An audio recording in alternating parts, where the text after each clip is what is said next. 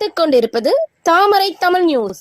சென்னை புழல் பகுதியில் 2வது நாளாக நீர்நிலை ஆக்கிரமிப்பு பகுதிகளில் கட்டப்பட்டிருக்கும் வீடுகள் அகற்றும் பணி நடைபெற்றது. சென்னை புழல் எம்ஜிஆர் நகர் பகுதியில் நேற்று சுமார் 75 வீடுகள் நீர்நிலை பகுதிகளில் ஆக்கிரமிப்பு செய்து கட்டப்பட்டிருந்தது. வீடுகளை பொதுப்பணித்துறை மற்றும் வருவாய்த்துறையினர் காவல்துறை உதவியுடன் இதனை அகற்றி வந்தனர்.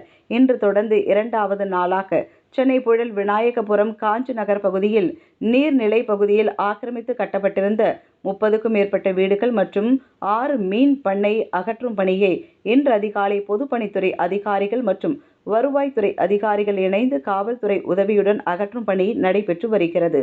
மேலும் பாதுகாப்பு பணிக்காக சென்னை குளத்தூர் காவல் எல்லைக்குட்பட்ட பெண் காவலர்கள் உட்பட சுமார் 100க்கும் மேற்பட்ட காவல்துறையினர் பாதுகாப்பு பணியில் ஈடுபட்டு வருகின்றனர்.